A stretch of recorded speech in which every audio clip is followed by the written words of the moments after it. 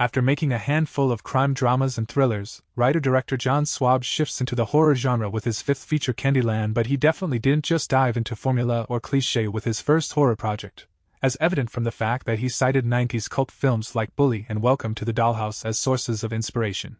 Candyland has been described as a truck stop slasher, and it does become that in its second half, but the influence of 90s indie dramas is clearly felt in the movie.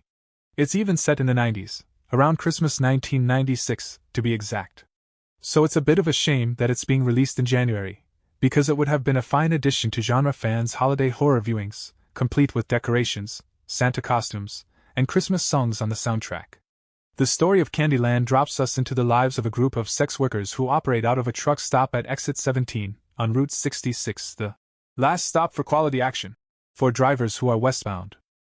These lot lizards, which happens to be the term used to describe truck stop sex workers, are Sam Quartin as Sadie, Eden Brolin as Riley, Virginia Rand as Liv, and Owen Campbell as Levi. And while we spend a good amount of time with them and get to see the harsh realities of their day-to-day existence, I was still left feeling like the characters were a little lacking. I came to care about them over the course of the film, but that's mainly just because they're people who are living a bit of a rough life. I don't feel like I actually got to know much about them, or who they really are. Other characters they interact with frequently include Nora, who runs the motel where they live, and Sheriff Rex, who is infatuated with Levi and is compelled to cheat on his wife with him.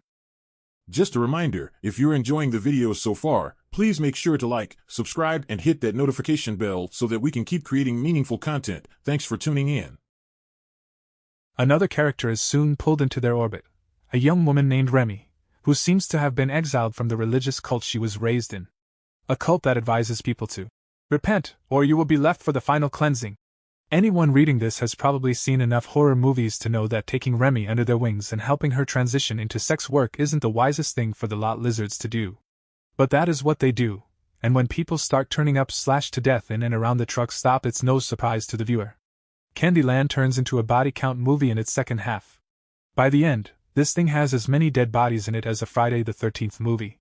When the kills happen, they're not as flashy as you would hope to see in something like a Friday the 13th, but this slasher fan was thoroughly satisfied with the amount of bloodshed. I was also surprised at just how many characters ended up being slashed. Yet the movie never quite becomes your typical slasher, retaining that gritty and raw 90s indie feel throughout and pushing boundaries whenever it gets the chance to.